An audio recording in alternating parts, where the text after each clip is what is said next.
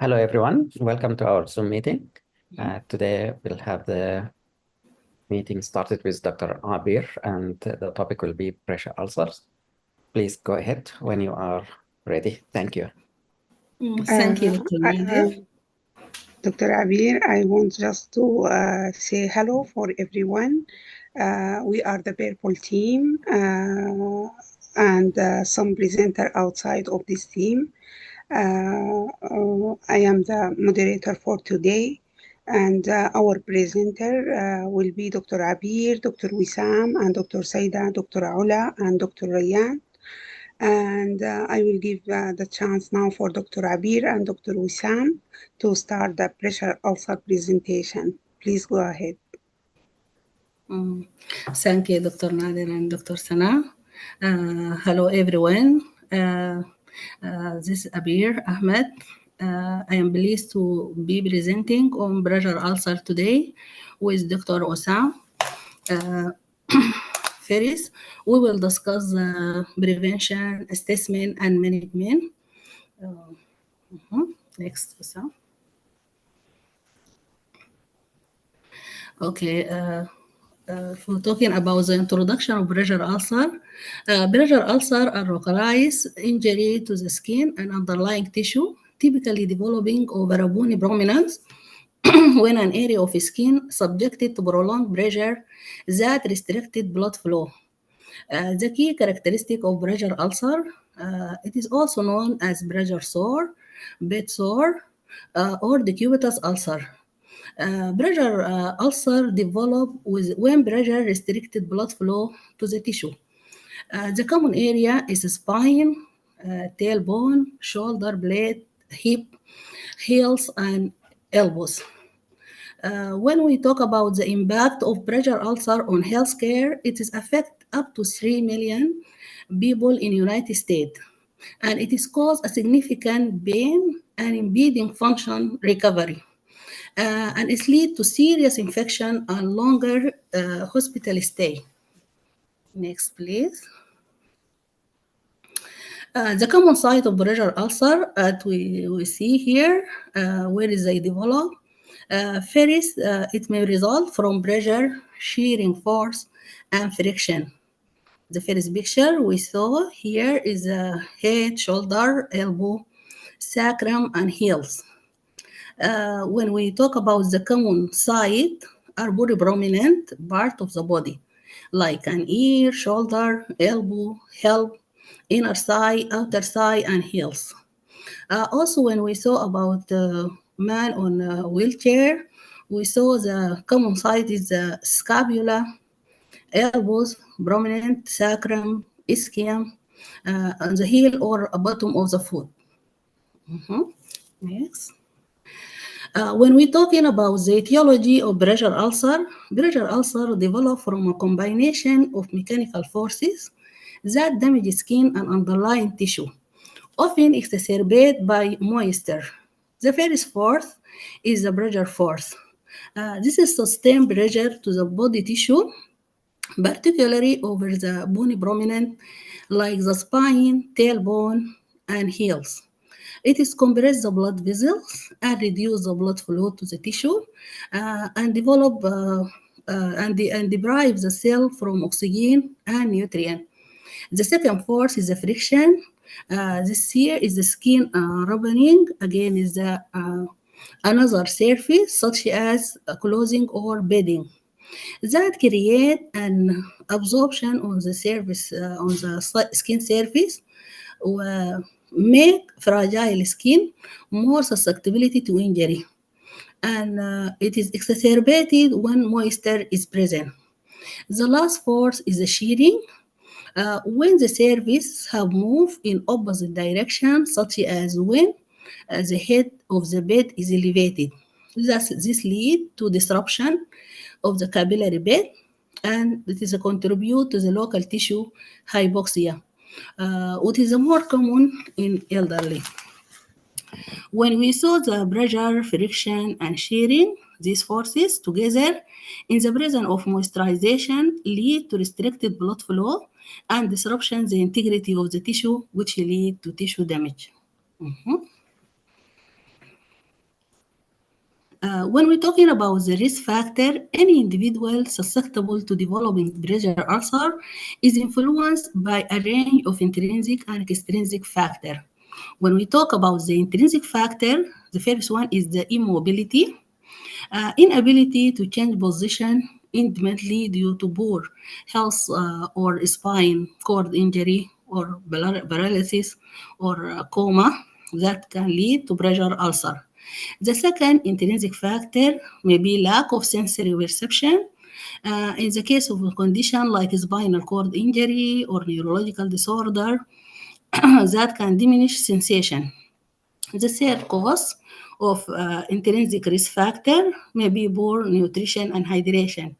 That means inadequate intake of fluid or fluid, calorie, protein, vitamins, and minerals, which are necessary for healthy skin. The fourth risk factor for pressure ulcer is older adult, particularly those over 70 who has a thinner and more fragile skin. The last risk factor the last intrinsic risk factor is a medical condition like diabetes, vascular disease, heart failure, kidney failure, and dementia and cancer. When we're talking about the extrinsic factor, there is a two very common extrinsic risk factor like incontinence. That would mean prolonged exposure of the skin to the urine and stool make it is more vulnerable to breakdown. The second extrinsic factor is a medical device that coming when pressure from the cast, splint, or prosthetic device or oxygen tubing can cause ulcer in less common location. We see this intrinsic and extrinsic risk factor when happen to the patient lead to pressure ulcer. When we I speak about the classification of pressure ulcer, there are four stages, and we have stage one. We have stage one. There is an intact skin with non-blanchable redness of localized area, usually over a bony prominent. We saw there is a dark and pigmented skin, may not have a visible blanching. Its color may differ from the surrounding area. Stage two, there is a partial thickness loss of hair presenting as a shallow open ulcer with red pink wound bed without sloughing.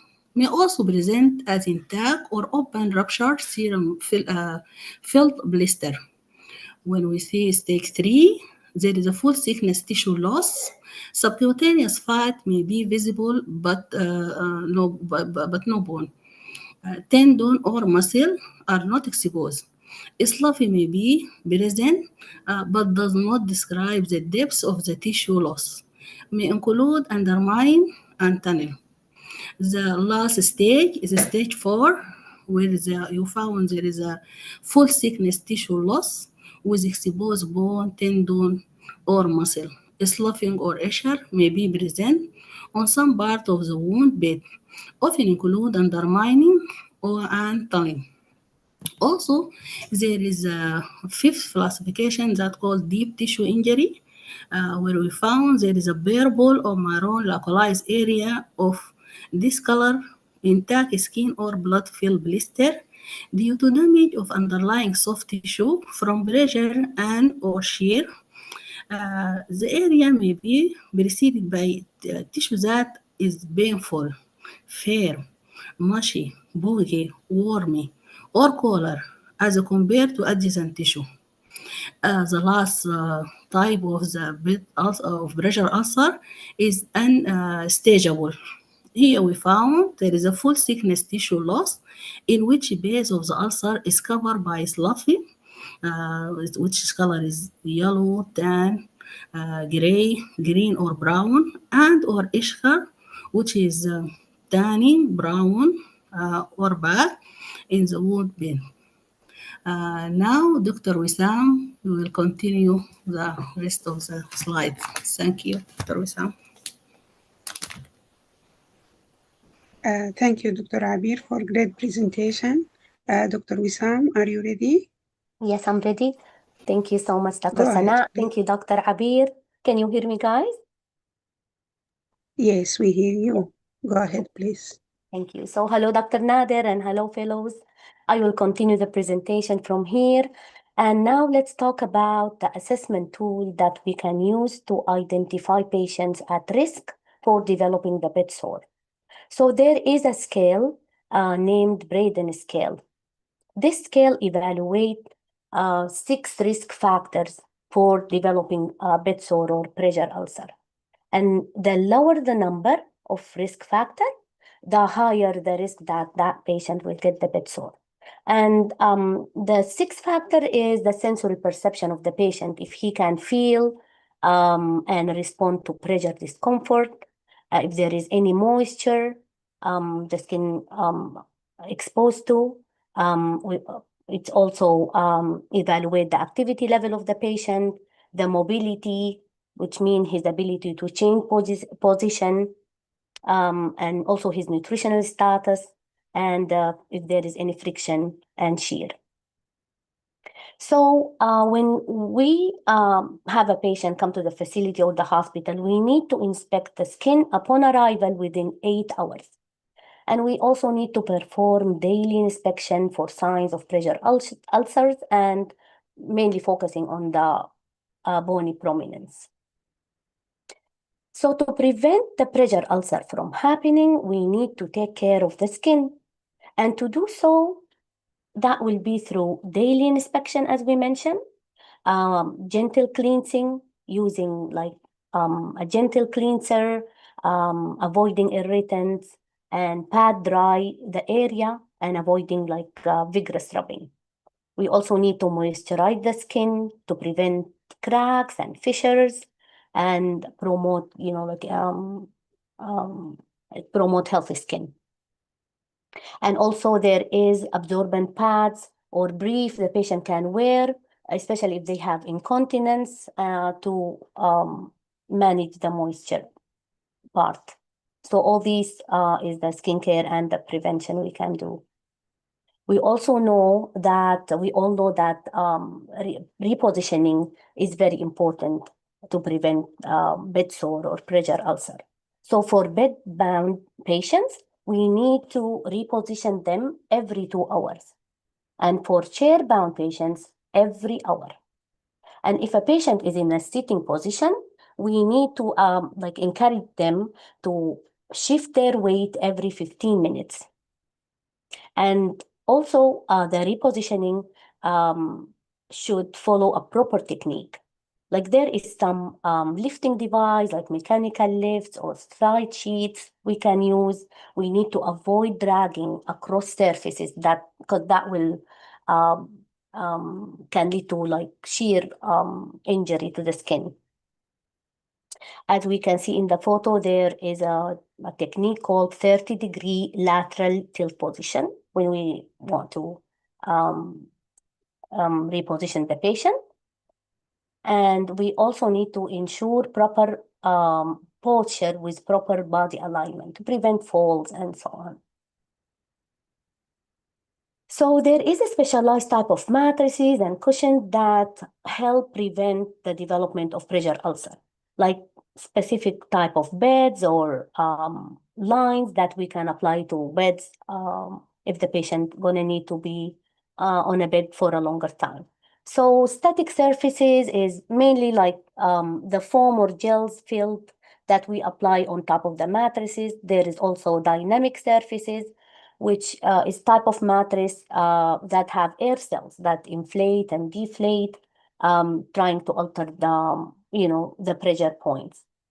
There is also like heel protection devices that lift the heels up from the bed, specialized boots. So there are so many like support surfaces the patient can use.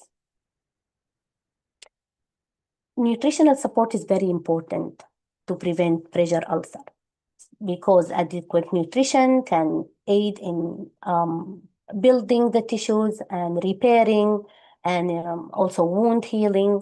So, and also hydration is important to maintain the skin turgor and elasticity and to ensure good blood flow and support tissue repair and regeneration. And protein, as we know, is very crucial for that, the tissue building and repairing.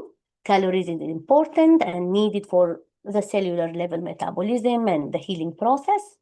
Vitamins like C and A is very important for the collagen synthesis, and also mineral like zinc also support collagen formation and immune. So we need to make sure that the patient get the adequate nutritional support. So in case a pressure ulcer occur, so for sure wound care kick in. So the wound care need to be by using a specific dressings, using just normal saline, avoid antiseptics unless there is infection when it's confirmed, and also we need to use minimal force to prevent bed trauma. And the dressing depend on the stage of ulcer, like the stages that Dr. Abir teaches about. So for example, stage 1, there is just transparent film. If there is significant drainage, we can use the alignate type of dressing. There is also hydrocolloid for stage 2 or 3, and antimicrobials and foam. So there are different types of dressing selections we can use. And the goal of the dressing is to maintain moisture and to absorb excess drainage, protect from contamination, and promote autolytic debridement and support granulation tissue formation. Mentioning the debridement method, now let's discuss the types. So there is several different types of debridements. One of them is very interesting to me. The first one is the autolytic debridement. So this type of debridement uses body's own enzymes to break down the tissue. This one facilitated by moisture retention dressing. It's slow method but least painful, so it takes time. There is another one, enzymatic debridement, when we apply like enzymatic topical enzymes on the surface of the necrotic tissue. It's faster than the first one, but it requires prescription. There is also the mechanical debridement. It's the physical removal of the debris. And the surgical debridement is this one for sure needs a healthcare professionals, a sterile instrument, and it's fast and most effective method. But we use that for advanced stage ulcers and infected wounds and so on. And here comes the very interesting one to me, is the biological debridement, also known as maggot therapy. Yes, you heard it right, it's maggot. So it's a sterile medical grade larvae applied to the wound. The nice thing that it consumes the necrotic tissue without harming healthy tissue. And here it is. So a sterile maggots we apply to the wound, eats the, as we said, the necrotic tissue leave the healthy tissue. There is also advanced treatment therapies to bed sores. One is the negative pressure wound therapy.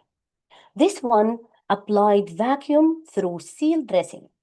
So the idea is to draw excess fluid and reduce edema.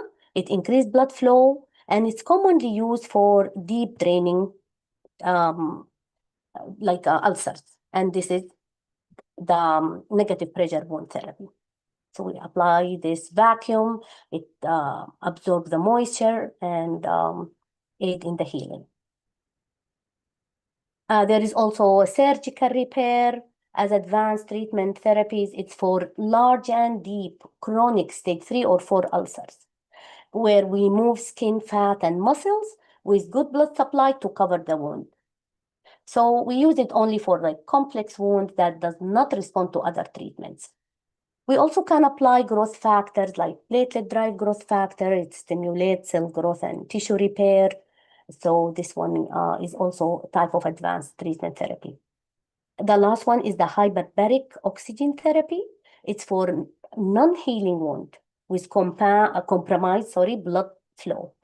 So the idea of that is the patient breathe pure oxygen in a pressurized chamber. So it's the basic idea is to increase the blood supply to the tissue. It's effective for wound with specific infections or poor circulation. And this is the hyperbaric oxygen therapy.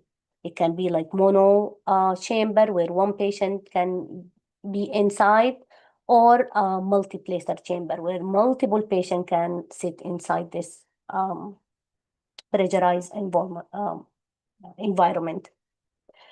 And we can see here the wound. And after 34 hyperbaric oxygen treatment, it's healed.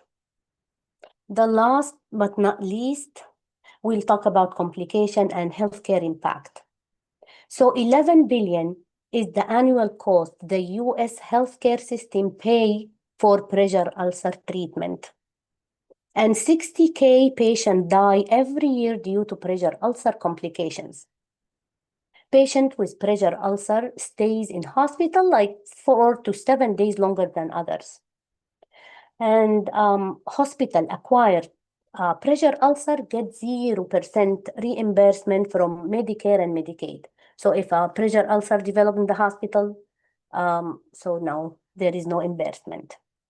And the serious complication that can occur due to pressure ulcer is the cellulitis, osteomyelitis, sepsis. And sometimes, as we all know, margarine ulcer, which is a malignant transformation in chronic wounds. Thank you. Thank you, Dr. Wissam and Dr. Abir for the great presentation. Our next topic will present it with Dr. Sayda Sirelkhatim. Are you ready, Dr. Sayda? Yes, hello. Can you hear me well? Yes, we hear you. Okay, I will be sharing my screen now. Yes, please. Okay.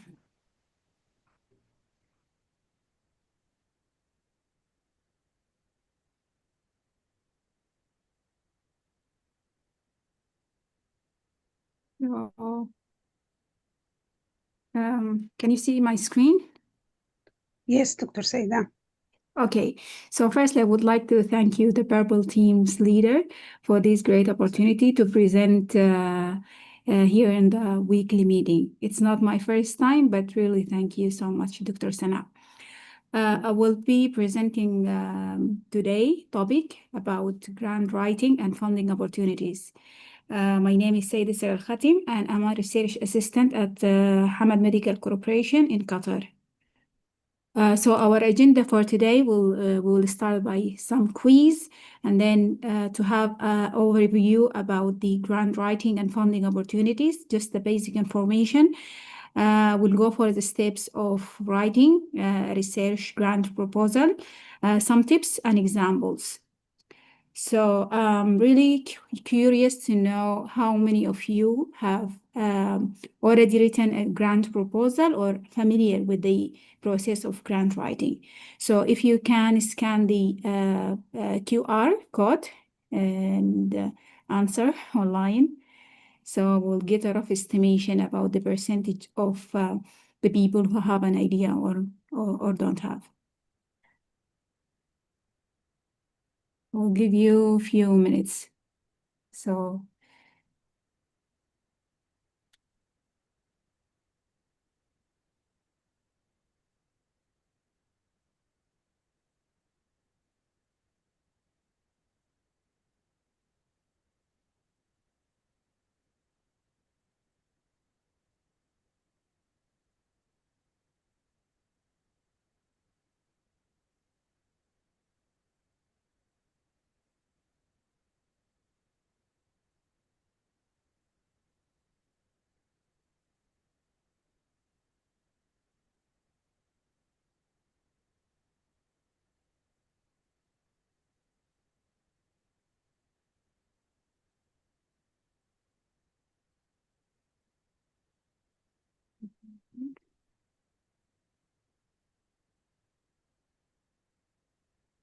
Okay, still going. So we'll just wait for a few seconds to know. But as for now, like 100% of us, including myself, have no idea or even have no experience or idea about the grant writing proposals. Okay, that's great. So let's go back to our presentation.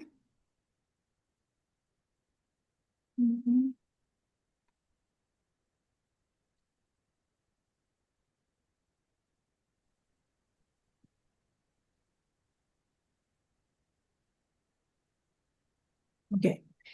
So what is the grant proposal? Grant proposal is a formal written request for funding submitted to an organization, often a foundation, a governmental agency, or corporation to support a specific project or programs.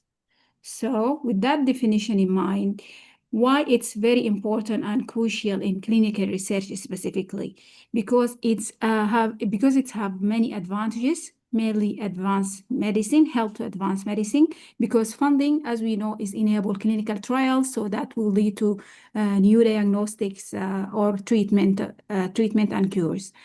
The second point is that protect patient safety, because well-funded study always ensure to follow the ethical precautions or ethical procedure. And it's also help to build scientific collaboration across the hospitals and different universities and enhance the research network. The last point, it's helped to accelerate innovation. It's like supporting the importance of cutting edge technology, high risk and high rewarded projects. So it's really crucial, and you can see how it's really important to the importance of grant funding. For example, the COVID vaccine trials was mainly supported by NIH and several global fundings that helped to develop the COVID-19 vaccinations, which is really important for the global health as today. The one example that I want to mention from Qatar here, we have Qatar Diabetes Prevention Program. It's the largest program in Qatar that mainly focusing in preventing type 2 diabetes. It has several funding resources, including Qatar Research Development Innovation Council, Hamad Medical Corporation, with support of Ministry of Public Health. So you can imagine how large the project is. It is, and with that funding that reaches millions of dollars, and how it will impact the health in general in Qatar. So grant funding is not just about the money we're receiving from certain sector or certain foundations, but it's about improving the health system in general. So let's move to steps of grant writing. The first step, for sure, you need to have your project or program in your mind. Then to identify the available resources, and then search on how to apply and follow the application guidelines in general. And the last point will be after you search in the application guidelines, then to write the proposal. So regarding the project, you have to formulate your research question, like if you have RCT, what exactly you want to answer in that clinical trial. Then conduct literature review, for sure, to highlight the gaps and to justify your study importance and what it will add to the existing studies online or existence studies in general. The third point, to design the study protocol, to choose appropriate methodology and a statistical plan, to have at least all these points in your mind. Then to build a research team to include collaborators, clinical and analytical expertise. So how to find a funding opportunity, or let's say appropriate funding opportunities. So firstly, by start searching effectively. So use always keywords that related to your project. Let's say I'm intended to do a clinical trial. So I will search about clinical trial funding, and then I will filter by region, eligibility, and research type. Then you can set alert or alarm just to receive a new notification whenever there is any opportunity for funding. And the most important thing is to make sure that you match the funder, the properties or missions. So let's say, for example, if the certain sector or foundation is supporting only clinical trials that related to cancer, so you cannot apply for that if your project is something else other than focusing on cancer or prevention of cancer or diagnosis. So just be targeted on which organization is suit your project well. So these are examples from the global trusted grant platforms, like the most famous one, and on the top is NIH grant and funding.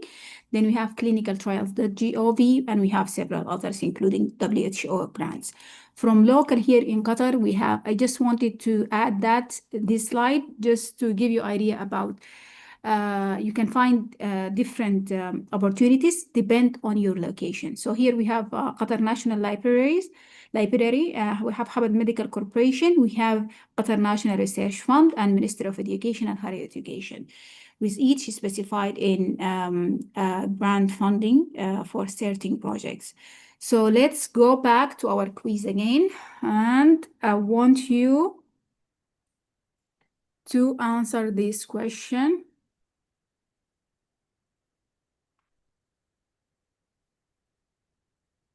Please.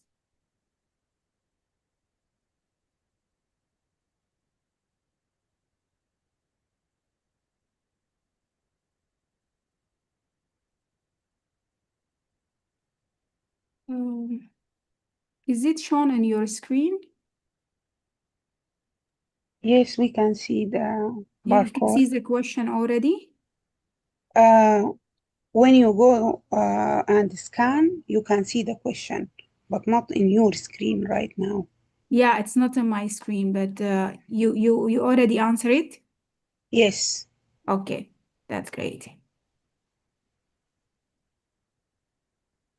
Let's just wait for a few. Dr. Sayda, when I answered, they write a message, something went wrong for the Okay. second time. Okay, Let me try again. sorry for that technical error. Just let me try once again. Because it works simultaneously on the presentation of the topic itself on the web. Okay, get ready. Escape.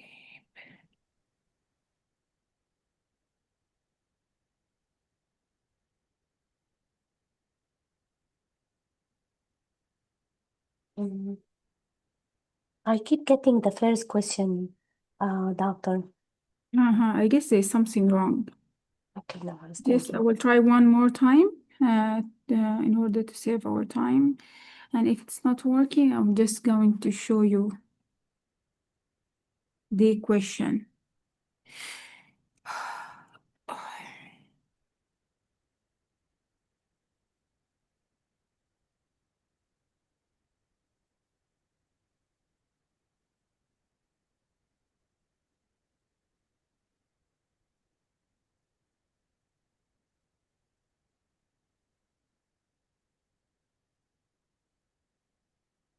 Okay.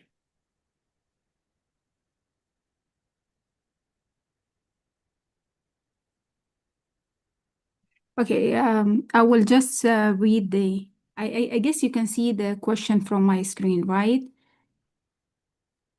Yes. Okay, so the question is, what is the difference between a grant fund and a publishing fund?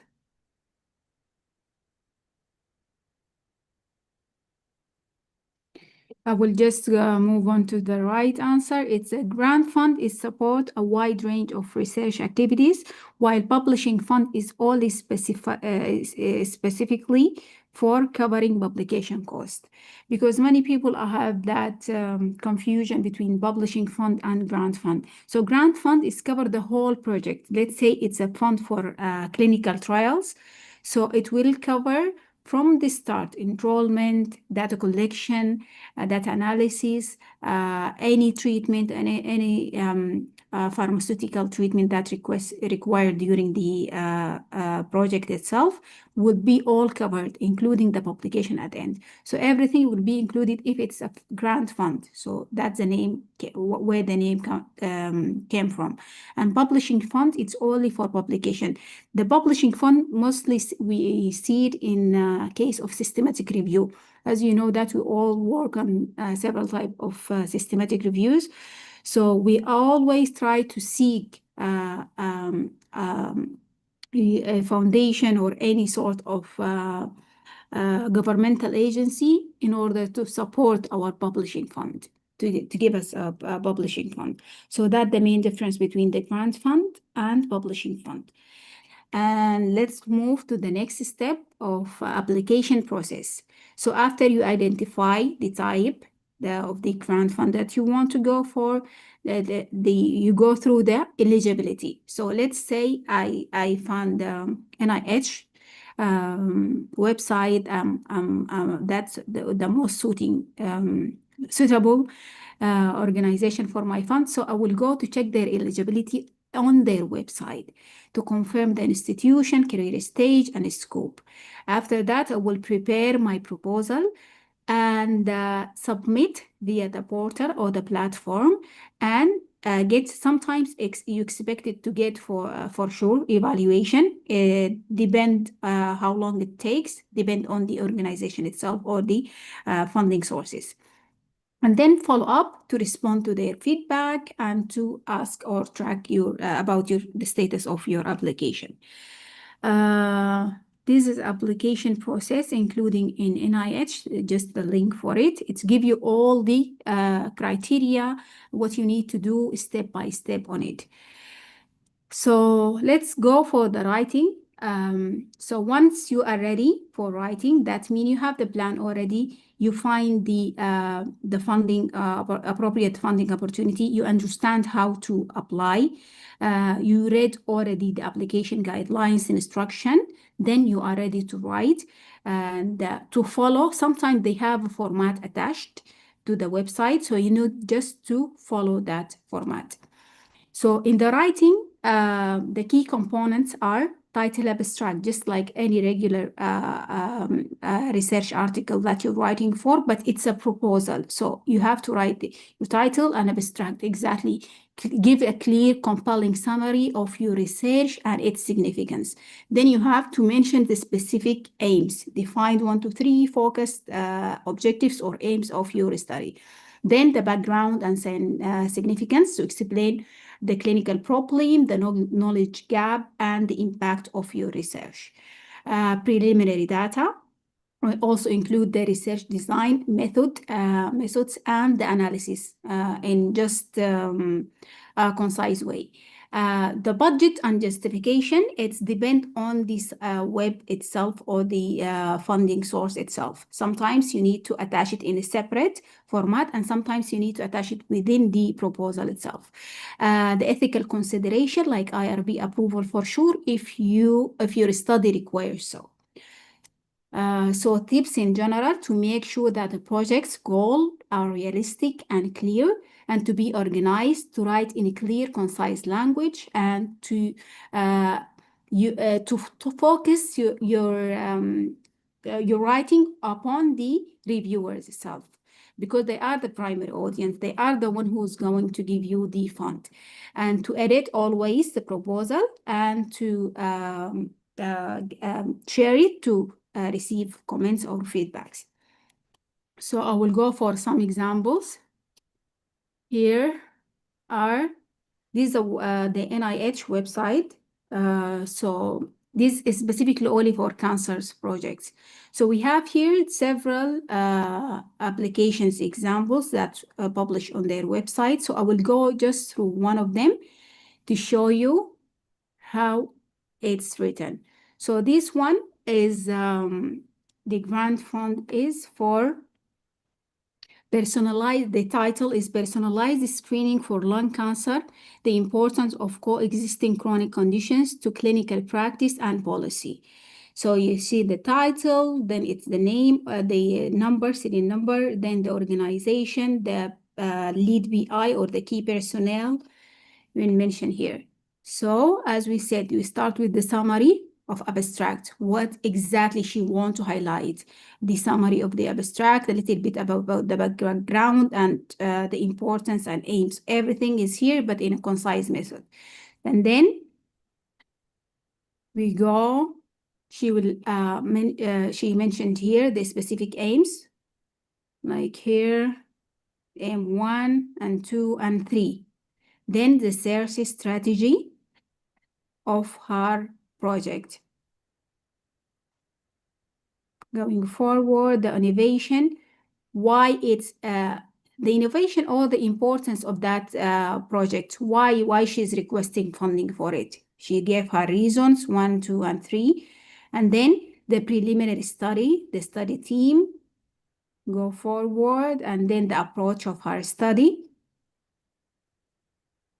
And then the data, she's mentioned all about the data, description of the data, coordination and data collections, and variables. Then the study design consideration and the analysis, a little bit about the analysis and analytical plans and the statistical method that she's going to use in her program or her project. So that's all about the proposal of one of the examples on NIH website. So again, it's different from organization to another. You have to follow their guidelines and their rules according to what's mentioned in their web. So let's continue. There's another example. You can feel free to check it out after the presentation. Here are some helpful links. One of them include an article published from Mount Sinai about the steps of grant writing, the proposal, and how you're going to do the importance of that procedure and how you can follow it. So we reach our conclusion. So medical research grants empower clinicians and scientists to confront or to overcome pressing health challenges with rigor and innovation. Securing funding accelerates the journey from discovery to treatment and ultimately improving patient outcome worldwide. So it's really important to have a background about the grant writing and how to write the proposal, just to start with. Today was a presentation about the basics, and we hope we can have, like in the future, more detailed presentation about the grant writing. And thank you so much. If you have any question, please feel free to ask me or drop it at the chat box, and I will be responding to it. Thank you.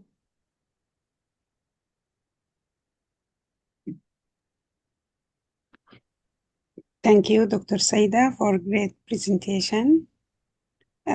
So if anyone has any question, please feel free to ask.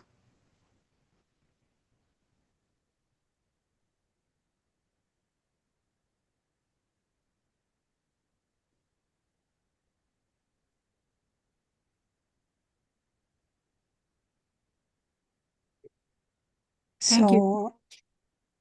Thank you, Dr. Sayda. Thank you so much. Okay. So if anyone has a question.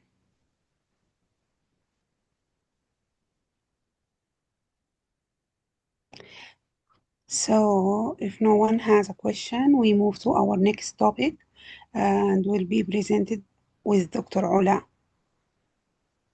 Dr. Ula, are you here?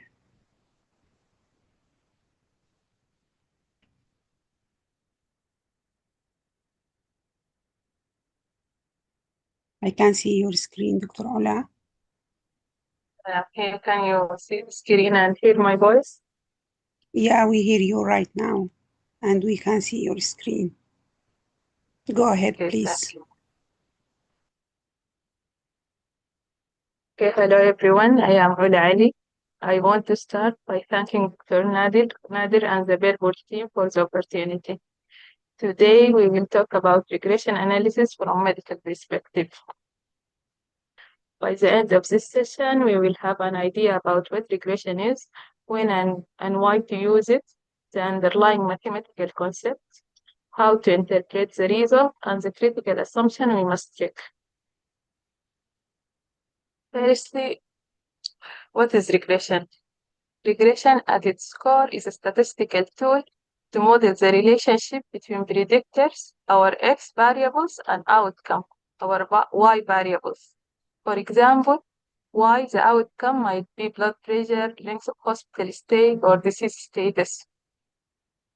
Suppose that I record admission systolic blood pressure and age for 100 patients. Using regression, I can say, holding other factor constant, each additional year of age adds so or so millimeter mercury to systolic blood pressure. So, what question regression answers? Regression usually serves these three main purposes, which is prediction, inference, and adjustment.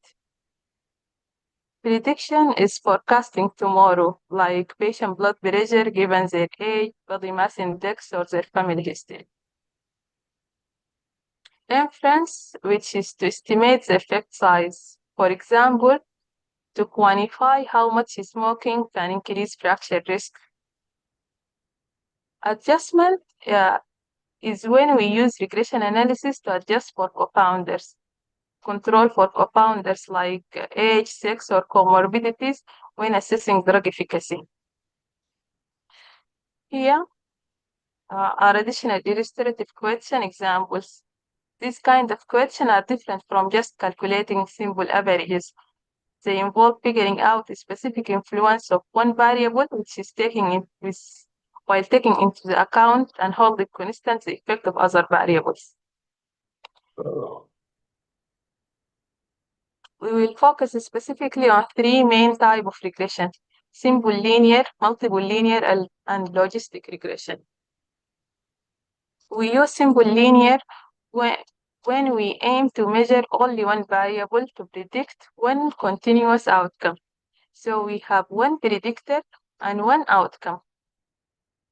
For example, we can use age to predict systolic blood pressure. The second type is multiple linear regression. Here we have two or more predictors and one continuous outcome, like when we use both body mass index and cholesterol to estimate fasting blood glucose. Logistic regression is quite different.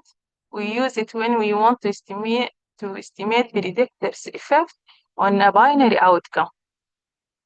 We can use, for example, we can use age or smoking status to predict the presence or absence of lung cancer. So here's the outcome. Lung cancer is a binary outcome, either presence or absence of the disease.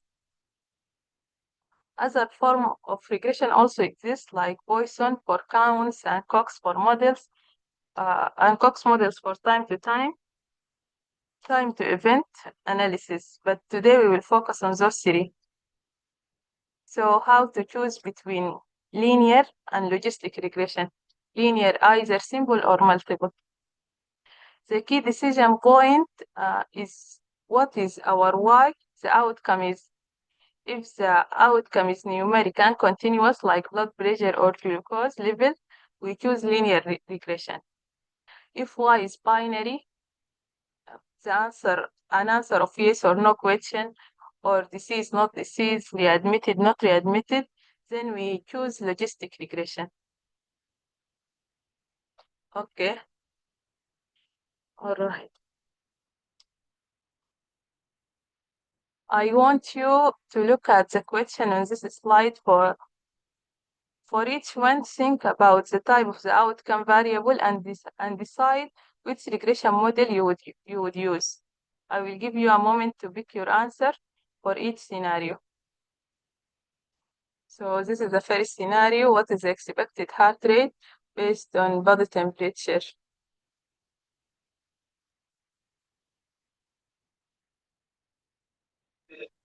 Hi, this is the Single simple linear. liner one outcome. Yes, It is a simple liners because one outcome, it is a heart rate will become increased due to temperature. exactly. Excellent. It is simple linear regression. The second question, how does age, body mass index, and smoking status affect lung function? It's multiple linear. Yes, excellent. Simple linear regression. So now let us move to the assumptions that we need to check before running an regression analysis.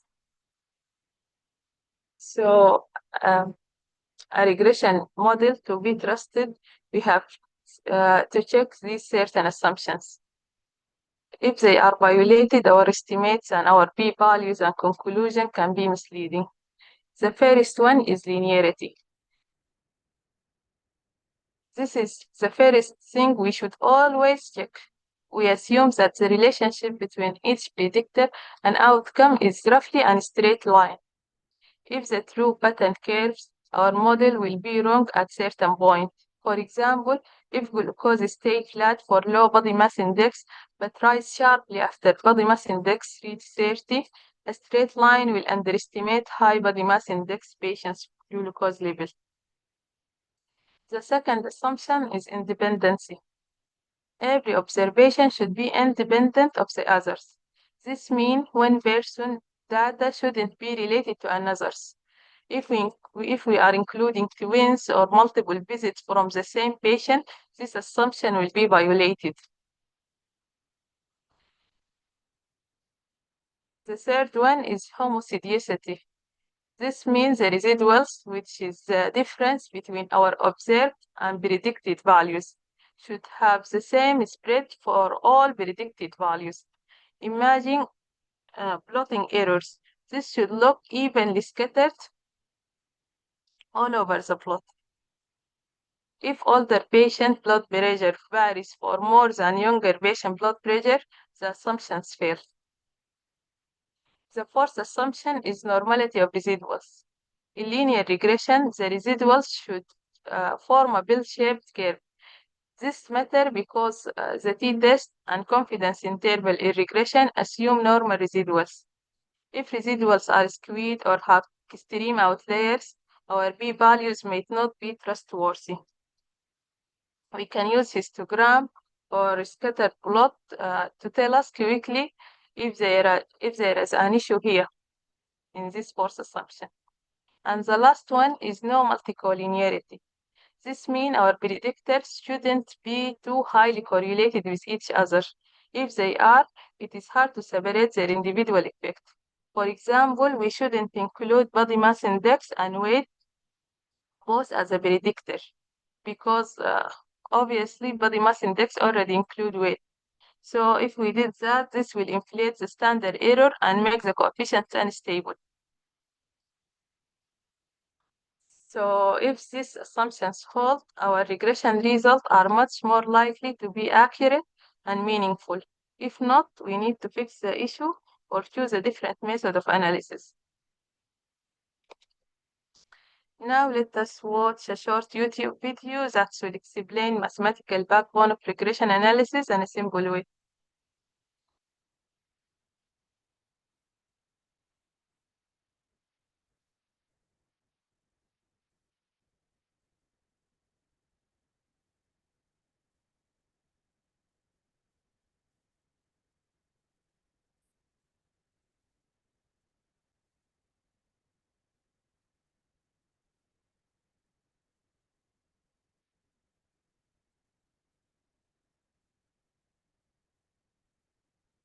Can you hear the device voice? Not yet.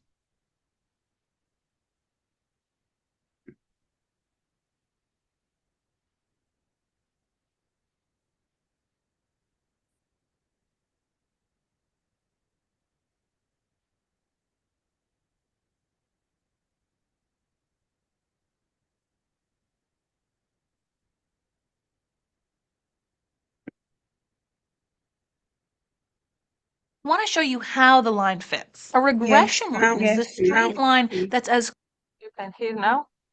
Yes.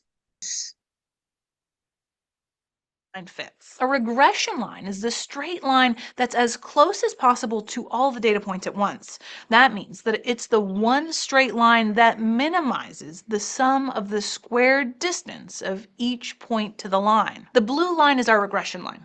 Its equation looks like this. This number, the y-intercept, tells us how many likes we'd expect a trending video with 0 comments to have.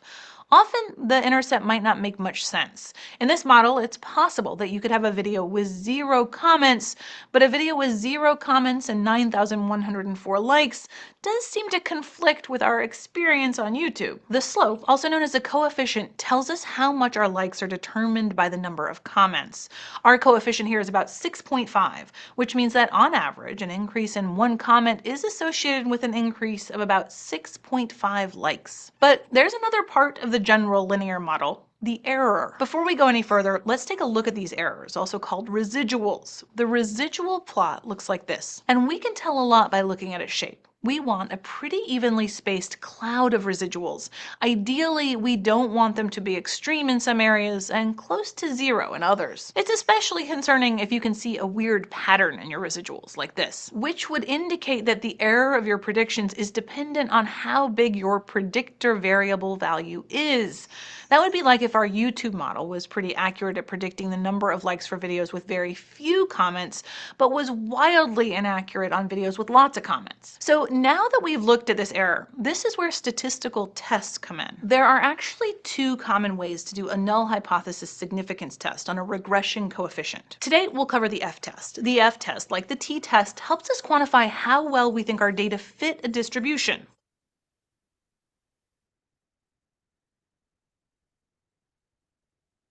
Like the null distribution. Remember, the general form of many test statistics is this. But I'm going to make one small tweak to the wording of our general formula to help us understand F-tests a little better. The null hypothesis here is that there's no relationship between the number of comments on a trending YouTube video and the number of likes. If that were true, we'd expect a kind of blobby, amorphous, cloud-looking scatter plot and a regression line with a slope of 0. It would mean that the number of comments wouldn't help us predict the number of likes.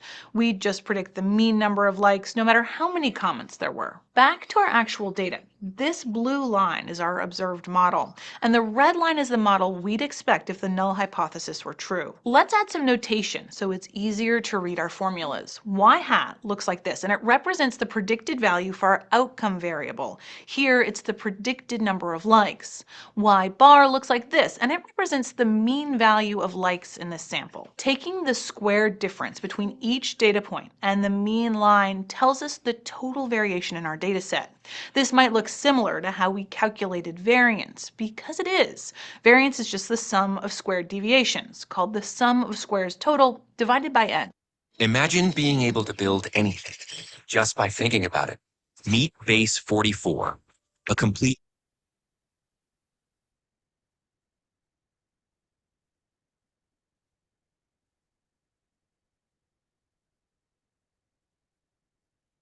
And we want to know how much of that variation is accounted for by our regression model and how much is just error.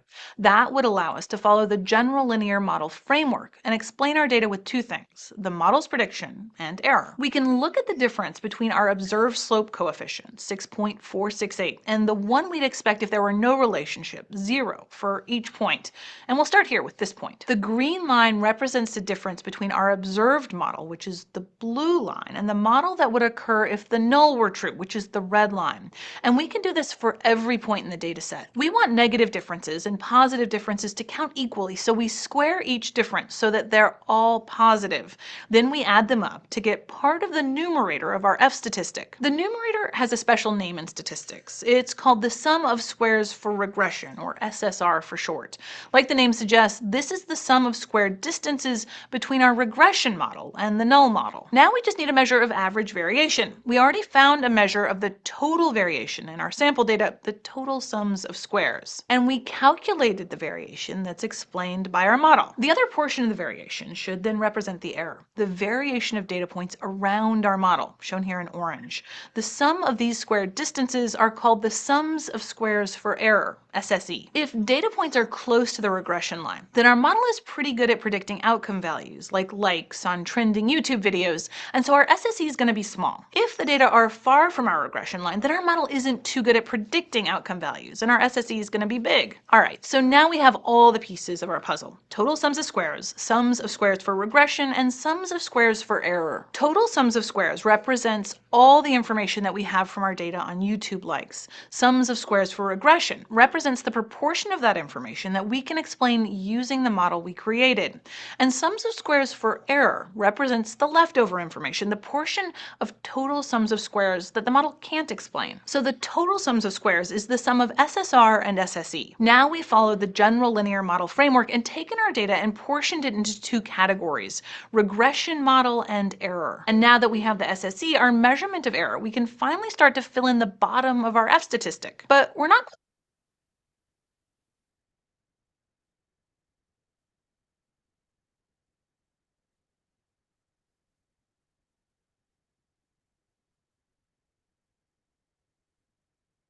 back to our presentation.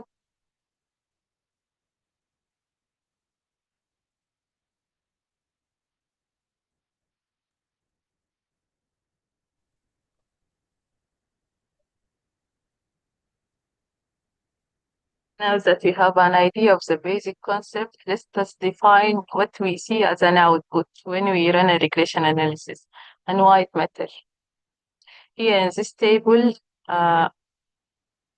there is the main values you will see in your regression output and a brief note of what they mean. Each of these will be much clearer when we walk through a specific example in the upcoming slides. But here I just want to mention that R squared tells us to what extent the variation in our outcome is explained by our predictor. And the difference between the B and the beta, the B is an standardized value. It is used a unit, and we use it just to quantify how one predictor affects our outcome, while beta is standardized, and we use it to compare between two predictors on their effect on the outcome. The last one, the odd ratio and exponential coefficient, are used for logistic regression, while the first three are used for linear regression. Now let us take some example. Okay. Let us work through this case step by step. The question we have is a study used multiple linear regression to predict fasting blood glucose based on body mass index and age. The results are given. The R square equal to 0.28. The P for body mass index equal to 1.2 with a P value of less than 0.01.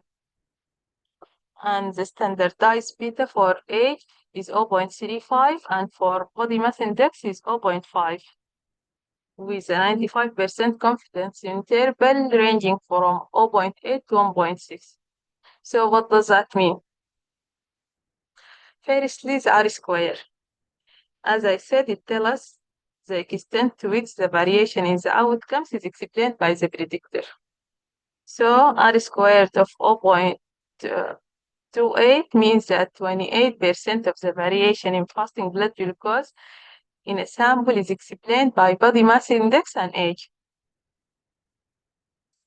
The second is unstandardized coefficient, or P. For body mass index is 1.2. It tells us that for every 1 unit, 1 kilogram per meter square increase in body mass index, fasting blood glucose increased by an average of 1.2 milligram per deciliter, holding age constant. And a p-value less than 0.05 show this result is statistically significant. the standardized beta value, let us compare which predictor has more influence in the model on the same scale. Here we have body mass index of 0.5 is higher than age beta, which is 0.35. So the body mass index is a stronger predictor of fasting glucose. And the confidence interval of 95% with interval ranging from 0.8 to 1.6 means we can be 95% confident that the true increase in glucose per 1 kilogram per meter square increase in body mass index lies between the 0.8 and 1.6 milligram per deciliter.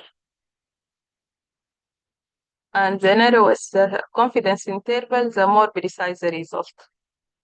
So in summary, after accounting for age, higher body mass index is linked to higher fasting glucose, with body mass index have a strong influence than age, and model explaining just over a quarter of the variation in glucose level.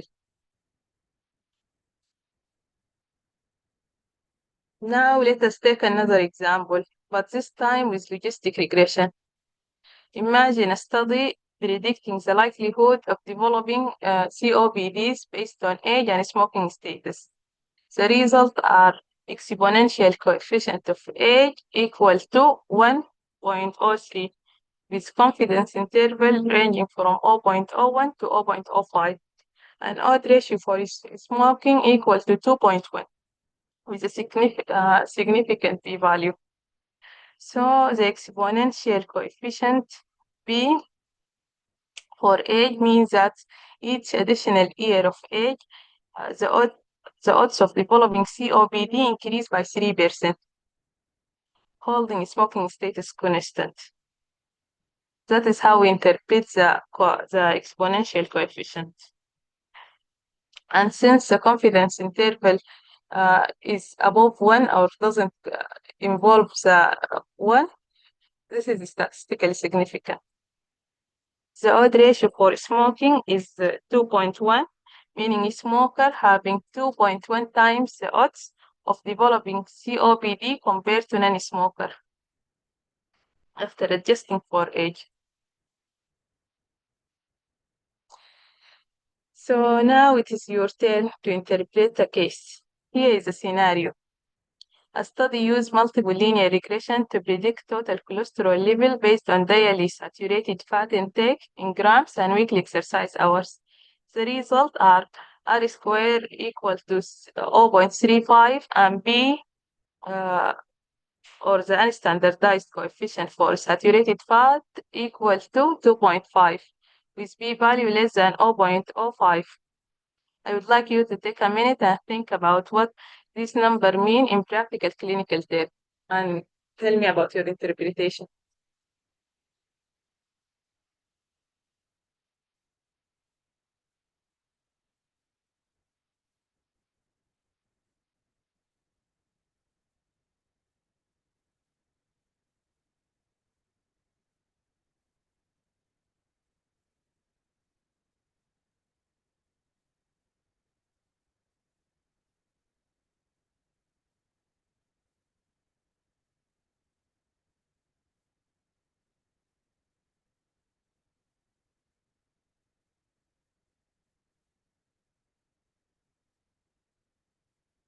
Okay, maybe I should do more explanation. We said that R squares tell us to what extent our model explains the variation in the result. So, or how our predictors predict the outcome. So here we want to predict the cholesterol level using two things, the saturated fat intake and weekly exercise, both of them.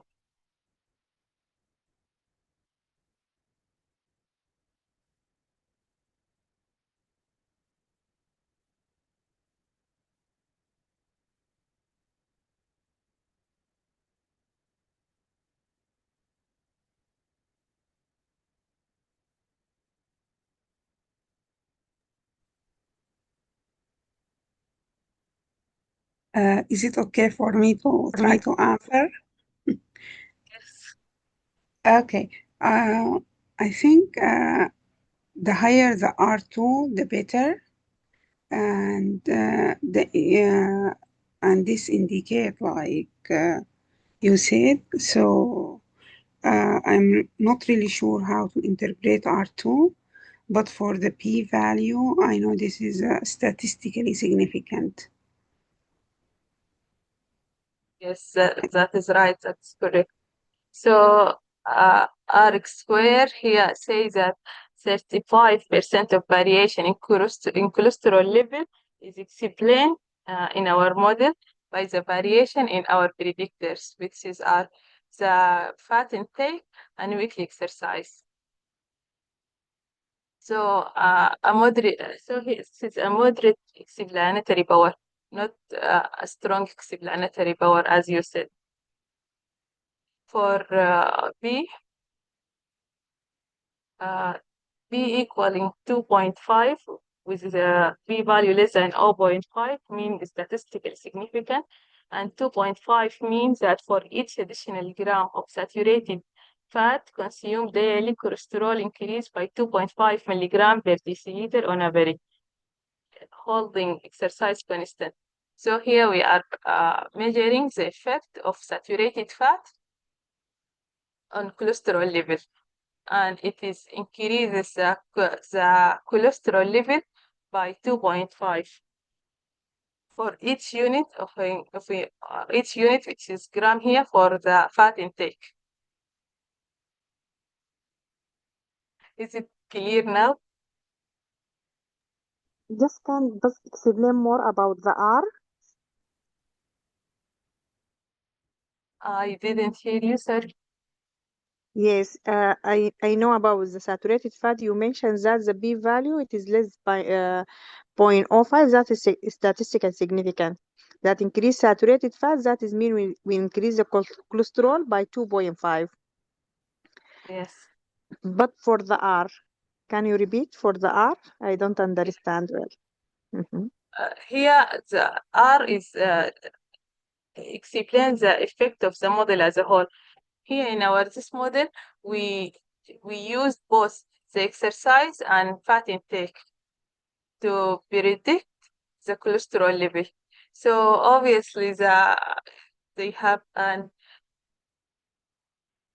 their effect on the saturated fat is against each other. So one would rise the saturated fat and the other would make the saturated fat go down.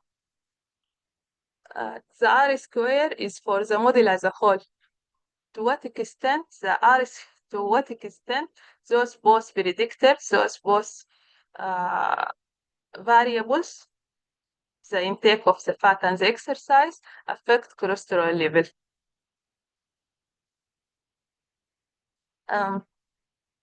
When we find our result equal 0.35, that means the model as a whole explains the variation in cholesterol level by 35%. So there are other factors other than the factor we accounted for here in this model, explains the rest 65%. I guess it will be more clear if we understand the mathematical behind it. I will leave some links for videos that would explain the math behind this on how to calculate R square. Thank you, Doctora.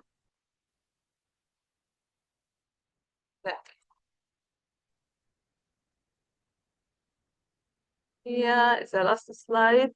I just want to conclude with those final remarks, and I would like to recommend that you explore the supplementary resources after the session and see some diagrams of flow chart and visual representations to solidify this concept. Thank you for your attendance and thank you for your patience. Thank you, Dr. Ola, for the informative presentation. If anyone has a question, please feel free to open your mic.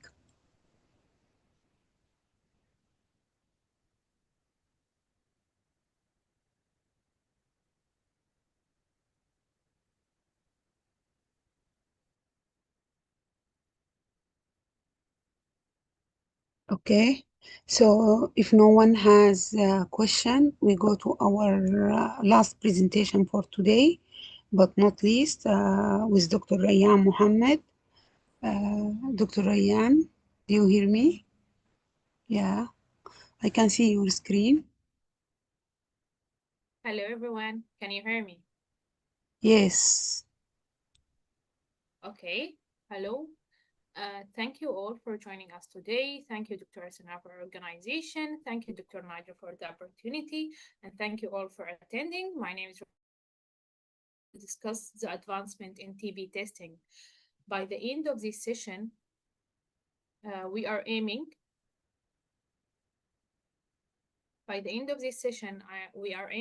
to get the difference between tuberculin skin test and interferon gamma release assay and when to use each one in TB testing. So I'm going to start by a brief recap about tuberculosis. As we already all know, that tuberculosis is caused by mycobacterial TB, and when personnel get the infection, it can have the symptom of active TB, in which you have weight loss, chronic cough, or systemic of miliary TB, or latent TB infection, in which is tuberculosis became dormant in our body and then get reactivated when the immunity deteriorate. So our duty is to get this patient who have latent TB as early as possible, so we can manage it and prevent the complication and deterioration. So who to assess?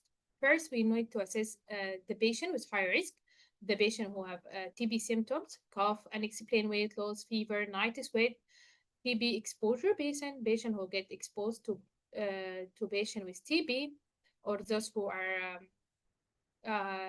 travel from a high risk area like Philippines, Africa, India, and so many regions that is TB is endemic, and immunosuppressed patient with HIV, patient who take tumor necrosis factor, patient who get transplant and use chronic steroid, and so on. All of these patients are very susceptible to tuberculosis infection and most likely have a dormant TB. In addition, the health worker personnel who are going to get contact with patients who have TB in their work. So how to choose the right test? If we have a BCG vaccinated adult, interferon gamma release assay is become the #1 test of choice. And it is better because it have high specificity. So it is better to choose interferon gamma release assay whenever it is available. But every patient have a different story. So we use tuberculin skin test in children under 5 years. And for general screening, we can use either, but interferon gamma release assay is better. And for immunosuppression as well, interferon gamma release assay is better. So tuberculosis skin test, purified protein derivative. It is a PBD test. It involves the injection of mycobacterial tuberculosis protein in subcutaneously. This will trigger the type 4 hypersensitivity reaction in those who are already exposed to tuberculosis. This response manifests with induration, representing a dermal granuloma forming over the following 1 to 3 days after the injection. As we see in this photo, there is an induration surrounded by redness. And when we're going to measure we measure only the induration part, the clear area. We didn't measure the redness, so we didn't get false positive result. Only we measure the induration part. The definition of positive tuberculosis skin test is guided by the patient risk factor.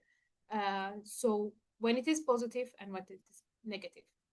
Generally, it is positive in all individuals when it is more than 15 millimeter. But it can be, we can be said it is positive if it is more than 5% in special circumstances.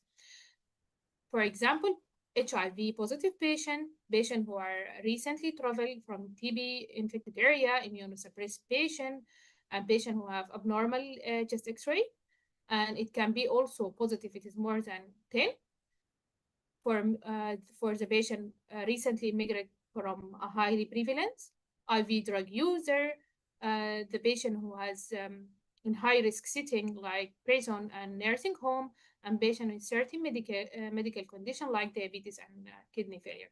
So just for wrap up, it is positive for all individual when it is more than 15, but it can be positive if it is more than 5, it is HIV positive or high risk patient, and more than 10 if it is recent immigrant, prison, and so on. So we have to interpret our data based on each and individual patient. So a BBD test, the next step is to do chest X-ray. If the BBD test is positive and chest X-ray is negative, then we should treat for latent TB. And if BBD and chest X-ray are both positive, this patient should be treated for active TB. So the next step after BBD is to do chest X-ray. Now for interferon gamma release assay, interferon gamma is quantiferon, involve incubation of incubation of peripheral blood with Mycobacterial tuberculosis. In tuberculin skin test, we inject to subcutaneous, and here we incubated for in the blood. And we measure the interferon gamma release assay by the memory T cells. Then the test can be interpreted into positive, negative, or intermittent. Positive means the patient has an TB, either active or latent. We do chest X-ray to see if it is positive. For chest infection, then we have active TB. If it is negative, then we have latent TB. Negative result, it is unlikely to have TB, but if it is high risk patient, we can follow with other tests. If it is undetermined, and this most likely due, it is not indeterminate, mean it is no response to the positive control, possibly due to technical error, energy, or immune suppression. If it is undetermined, we should follow with another test, or we can repeat it interferon gamma release assay if it is a low risk patient in 2 weeks. Interferon gamma test is a test of choice most of the situation because it's highly specified. So and it is highly specific, and it is used for patients who are already have a positive vaccine with BCG vaccine. If we have indeterminate interferon gamma, what we should do? If it is low risk patient, then we repeat the interferon gamma release assay in 8 to 10 weeks. This allows for resolution of the problem that is happened first time. If it is high risk patient or immunocompromised patient, then we should proceed with tuberculin skin test or do full workup for TB, chest X-ray and sample and sputum sample. Patient with TB symptoms, cough, fever, then we should follow by chest X-ray and sputum sample immediately. What after positive test? If it is a tuberculin skin test or interferon gamma release assay, we should rule out if the patient the active TB. It is done by assess through chest X-ray. If we have finding, cavity, and so on, then it is active TB and should be treated for active TB. If no, if the chest X-ray is negative for finding of TB, then we should follow with latent TB treatment. So how to treat for latent TB and why to treat for it? We treat for latent TB because when we treat it for latent TB, this will reduce the risk of reactivation by more than 90% over lifetime. The most common latent TB regimen is rifampicin, and this is the fairest choice. We use rifampicin-based therapy, either rifampicin daily for 4 months, or rifampicin plus isoniazid for 3 months, or rifampicin plus isoniazid weekly for 3 months. If patient has problems with rifampicin or have allergy or hypersensitivity, then we can use isoniazid monotherapy for 6 to 9 months. This is plan P or or we should only use, we prefer a combination therapy to prevent resistant, but we can use isoniazid if we have problem with rifampin. So now we have some scenario. You can raise your hand or you can write in chat box. So we have 42-year-old nurse from Philippines is starting a new job. She had BCG vaccine as a child. Her interferon gamma result is indeterminate. What's the next step? Start treatment for latent TB, do tuberculin skin test, repeat interferon gamma in 1 year, or the sputum for acid-fast bacilli. What do you think?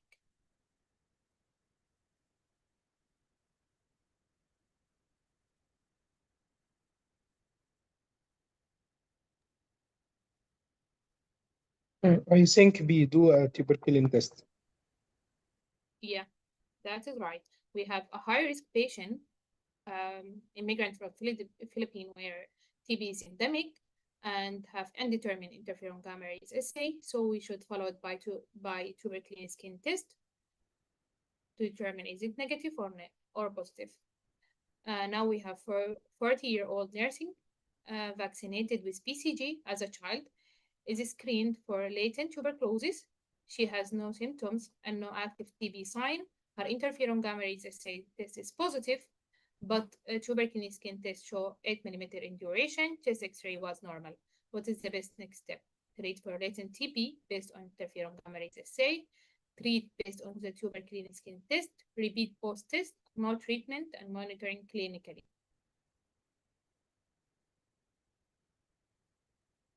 I think A, treat as the latent TB based on IGRA. Yes, you are absolutely right. We have high-risk patient. She's a nurse with old age. I have interferon gamma raise assay positive and negative chest X-ray, so we should treat for latent TB.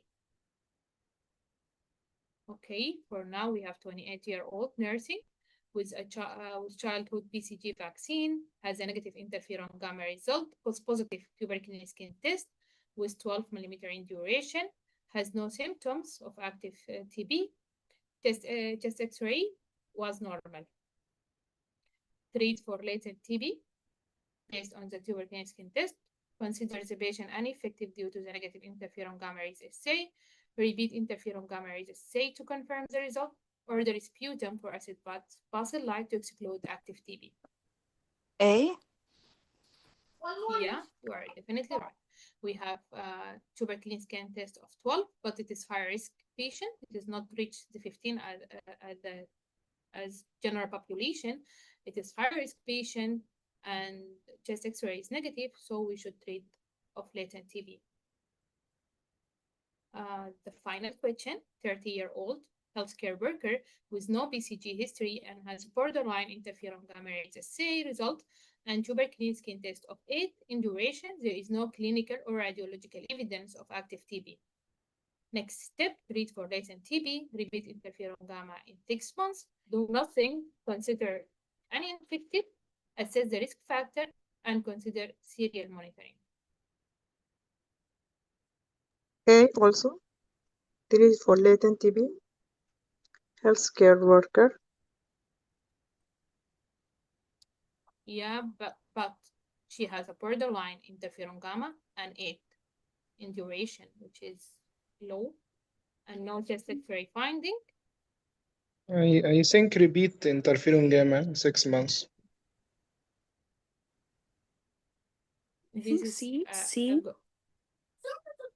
It's D, assess the risk factor and consider serial monitoring, in my opinion. Yeah.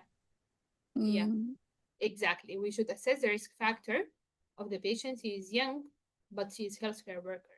We should assess the risk factor and consider serial monitoring based on her condition. This is our last question. Thank you. If you have any question, just let me know. Back to you, Dr. Sana. Thank you, Dr. Rayan, for a great presentation. Is there anyone has any question? Okay, if there is no question, I want to thank all the presenters for the good teamwork and for the great presentations. And me and our presenters today, we want to thank Dr. Nader for this great opportunity. And I want also to thank all the attendants for today. Dr. Nader. Thank you so much, Dr. All the presenters from today. These are great presentations. Thank you, Dr. Sna, and your team. And the last part of the meeting, if there is any updates or any questions, any ideas, please go ahead. Hello, Dr. Nader and all the followers. I started a mobile app to help the elderly.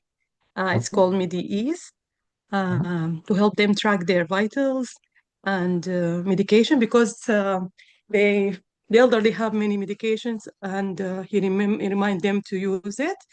Sure. So I would like to share it with you Yes. all. Go ahead. Okay, just 1 second.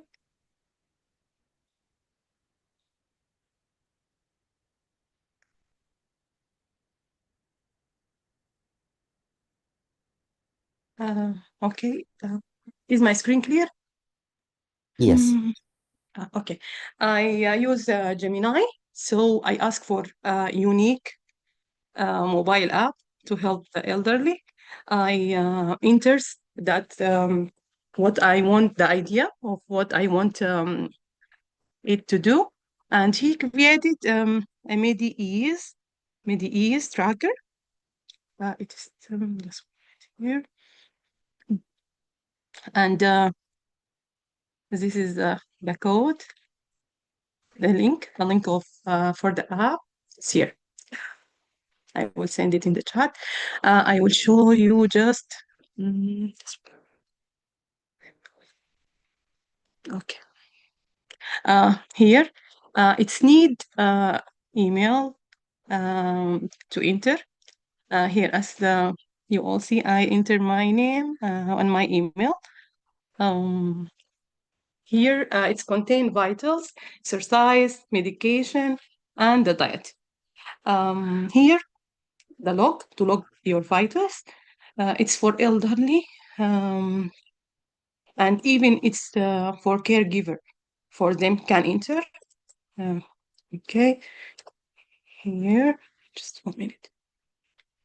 Okay, I can enter any vitals here. I already entered 120/80. Just 1 minute.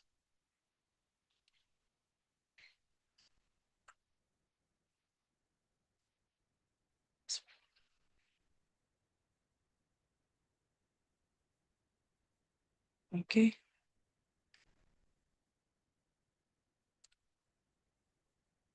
Get started.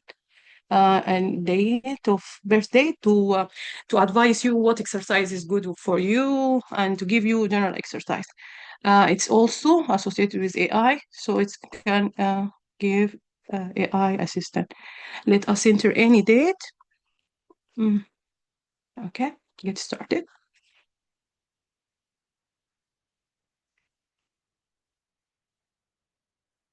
Yeah, blood pressure 120 over, say, because I already entered 80, so let us say 76.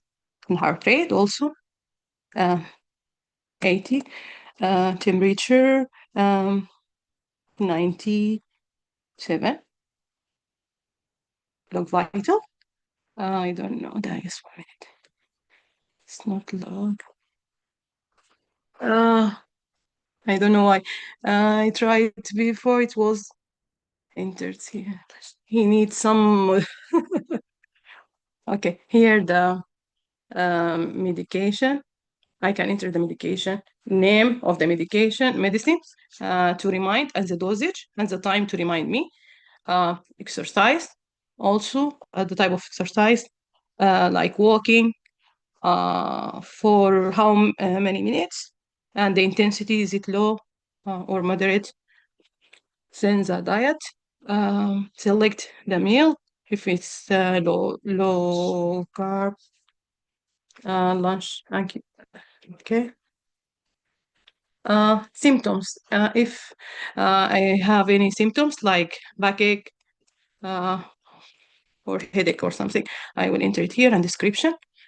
Here, the assistant I will ask a simple question. I have back pain, for example. Back pain, but I need to do it in stepwise. Okay. Okay.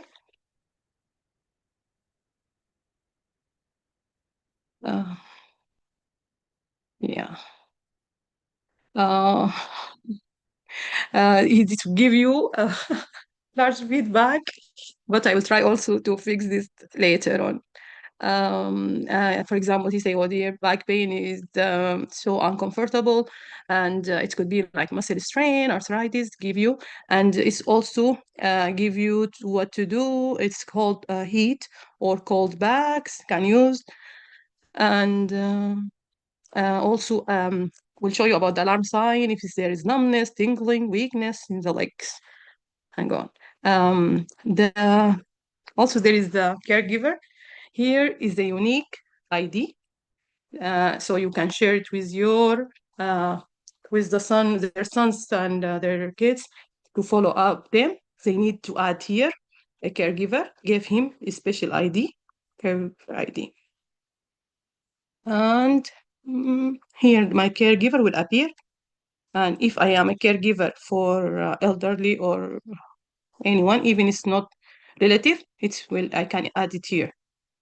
Okay, and the setting, the appearance will be dark or light as you choose. And here's my name and date of birth. Just I think we are done here. I try to just 1 minute. Even I try to add button for contact SOS if it's 911 or any relative. Can add if in the case of fall or in case of an emergency. I think that is all, Dr. Nader.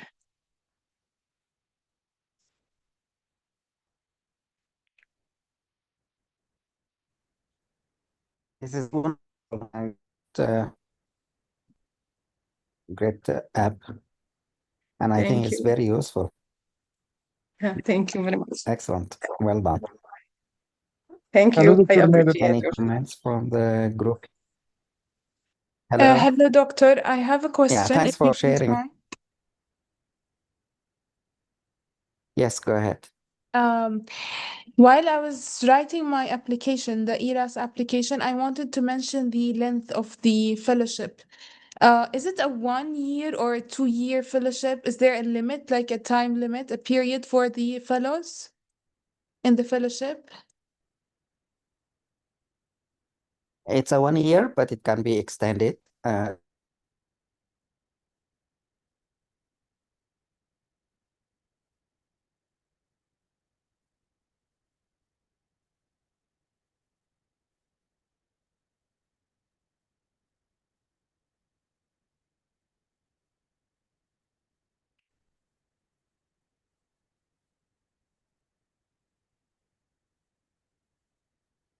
Right.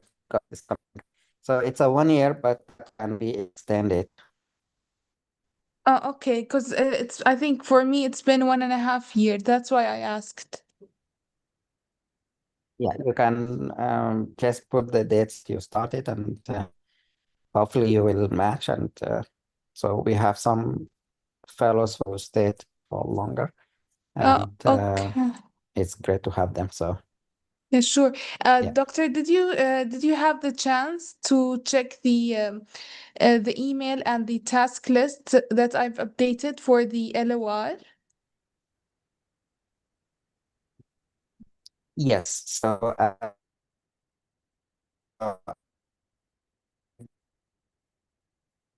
and then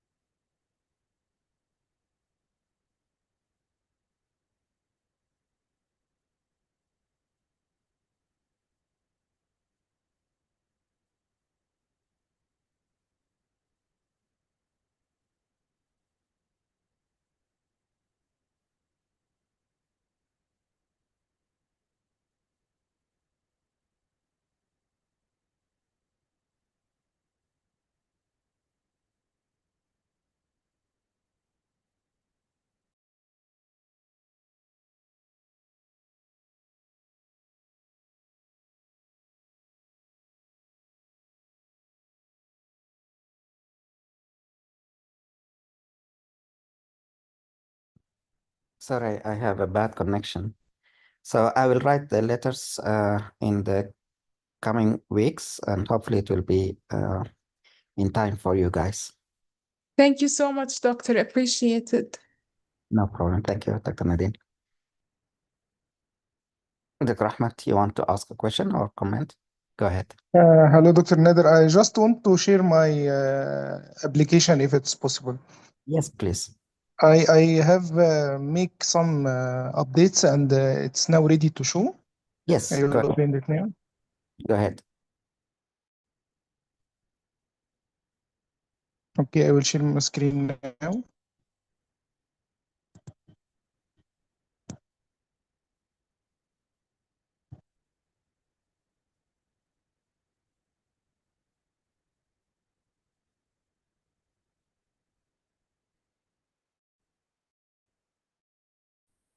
You see my screen?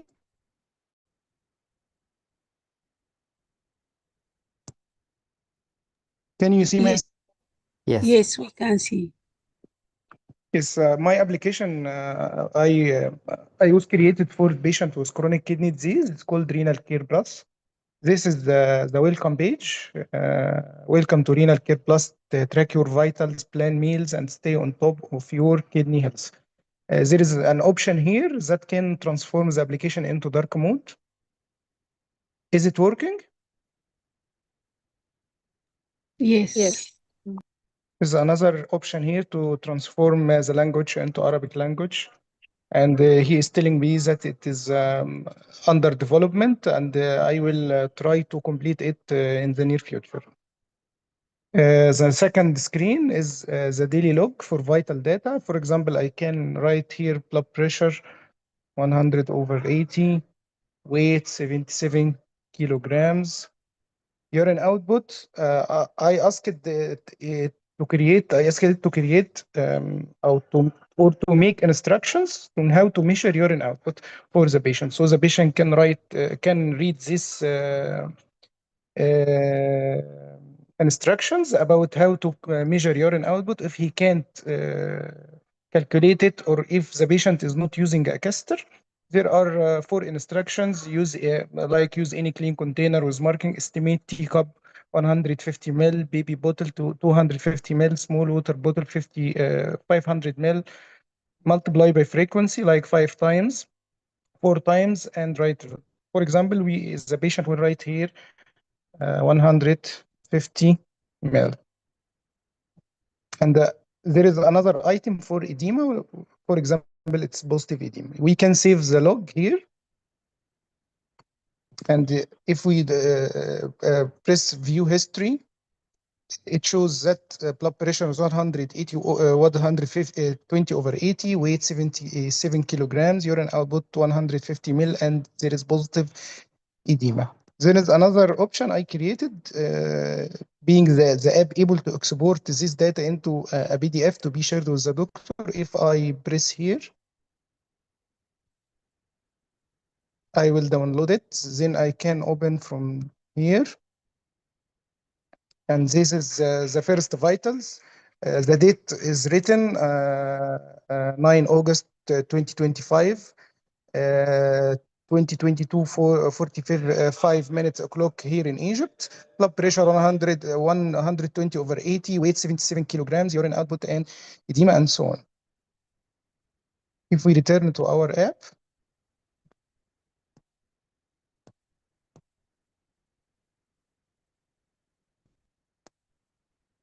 sorry.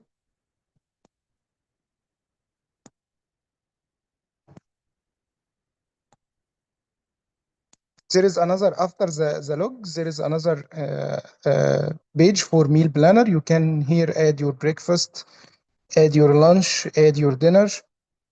And there is an item for suggested recipes.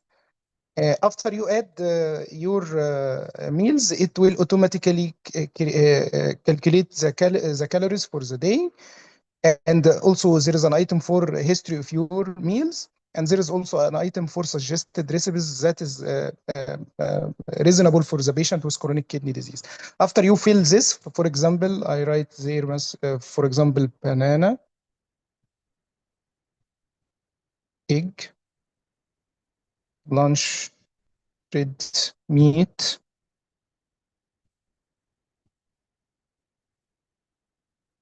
and rice. Here dinner, for example, milk. He can calculate calories. And also when we shift to another item, nutrition, the app calculated the nutrients in these meals: potassium 30%, phosphorus 25%, sodium 36%, protein 27%. And the last screen is AI food assistant. If you have any the patient with chronic disease has any patient about certain type of food, he can type the question and the AI will respond. But there is note that this doesn't replace medical advice. Please consult your physician before making dietary changes. And all I can say I have finished.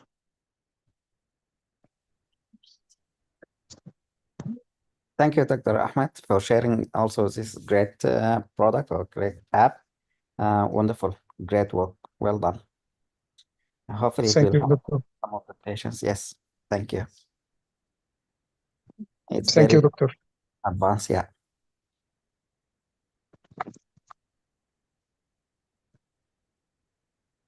Thank you for sharing. This is amazing. So anyone else, any other comments or any updates? Doctor, as regard the systematic review seminar, I have created a group of 5 members. I have sent you an email yesterday, I think. I got. And we are waiting for your recommendations. 5 is enough, or we can add another member to the group? I think it's enough. If there is another fellow is interested, that's not a big deal. But you I can am start. interested, Doctor. If not, don't mind. Sure. So you can add Dr. Lemia with your group. Okay. Okay. I am Okay. also interested, Dr. Sana. Okay. I will type my phone in the chat box, and you can send me, and I will add you to the group. And we are waiting for recommendation. Okay. I will send you an email, Thank you. some instructions. Thank Dr. you so much. You're welcome.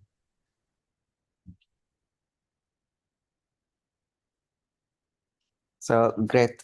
So this is one of the options that we will do the seminar about how to do systematic review and so on. And last week we talked about vaccination. If the other group also interested in doing some webinar about vaccination and educational approach to families with kids, that would be also great.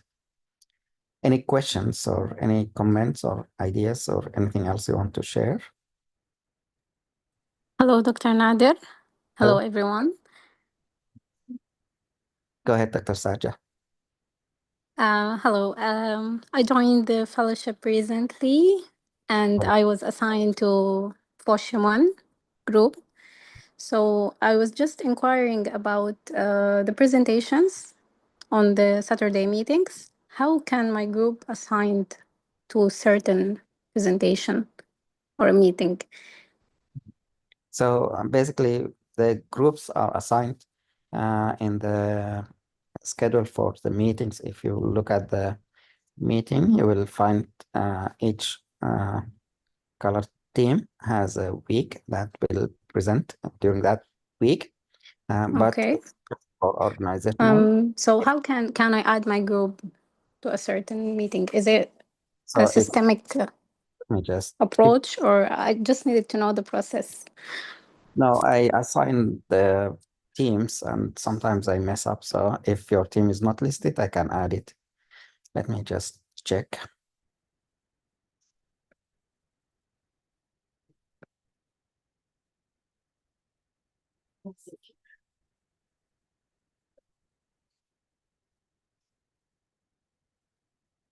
I'm gonna share the screen with you guys.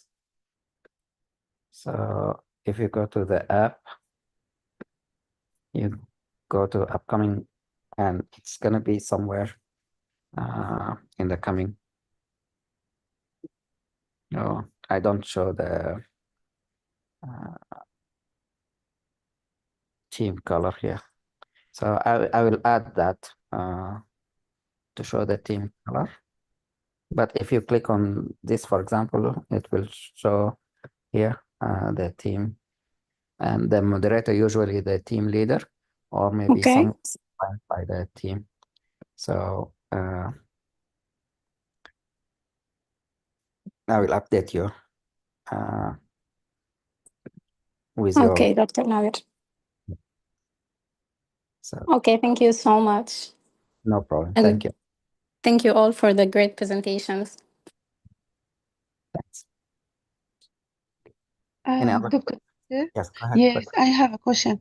How to download the application on the desktop? I have it just on my mobile phone. It's just the website. Let's see. It's if you go to researchfellowship.glideapp.io. If you put it on your browser, it's supposed to be online web page.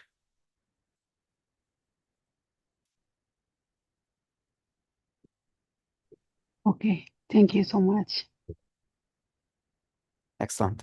Any other questions, comments, or ideas? Or Assalamu alaikum, Dr. Nader. I have a question, please. go ahead, Dr. Wessam. So, Dr. Nader, as you might know that to get the ECFMG certification nowadays, it's through a pathway and the OET exam, not like the CS like before. And this certification gonna end in 2 years if we didn't match. And the only reason to, the only way to make it indefinite is when you join like a credit program for 12 month like residency. And there is also a fellowship way if you join a fellowship, a credit fellowship program. For 12 months, it will be indefinite. So if there is any way that we can make your unique program accredited, or it's like like a hard process, because that will help all of us, I guess. Yeah, it's a good idea, and the only thing behind that, it just takes resources to get accredited in the US. The program you have to follow. It's like applying for funding. The mentioned in the beginning, one of the topic. So there are certain forms that you need to complete, and you need to show them that there is a progress, like a way of assessing the progression and what they call milestones. And it's just needs some people to be working hard to get all these paperwork in place. And if approved and accredited, then you need more people to follow through with all these steps. Like we need to make sure everything is completed as written. If we want to, let's say, test you guys or assign you a task or homework, you need to follow through and show us that you are doing that. And then by the end of the year, we can give you a certificate, or if you want to continue. So it's just more of paperwork that needs to be done by actual people. It's not like one person job, if I say. So we can do it if we get funding. So in the next, let's say, a few months, we already established a non-governmental organization. It's called the Combined Research Foundation, and it's approved now from the government that is like tax exempted. So it's a big step. The next step is to find funding so that we have people who can do the work that needed for accreditation and the follow-up on that. So it's just a process. How long it takes, we don't know. The problem in the past, we accumulated some funding, but these are just small and it's not enough to sustain or to maintain a program that's accredited. Usually these programs will have some support, like from either the government or local organizations, something like that. So we'll see. Okay, Time will okay. tell. But thank you so much. Thank you for clarification. Thank you. Welcome. Thanks. Any other questions, ideas, or suggestions? Anything unclear or? One last question, Dr. Nader. Go ahead, Dr. Sayda. Yes. Yeah, regarding the affiliation, so you just mentioned one organization. So what is it exactly? Because previous it was affiliated with Michigan State University. So what we can write in this cycle?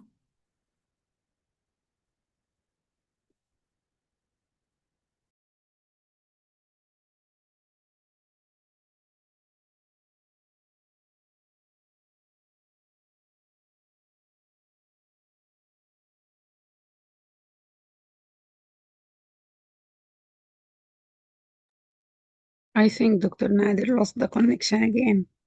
Yeah, I guess so. So we'll just wait for him. Yeah.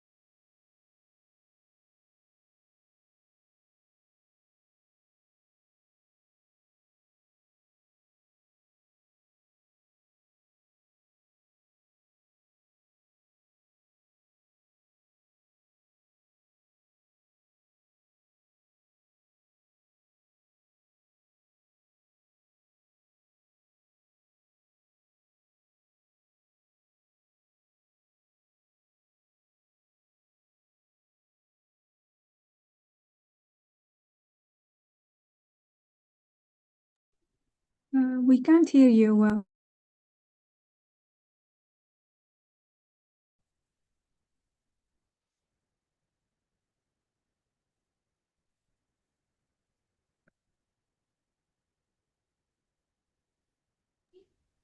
Dr. Nader, we see you, but we can't hear you.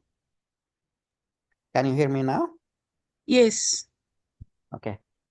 Was it clear for you, Dr. Sayda?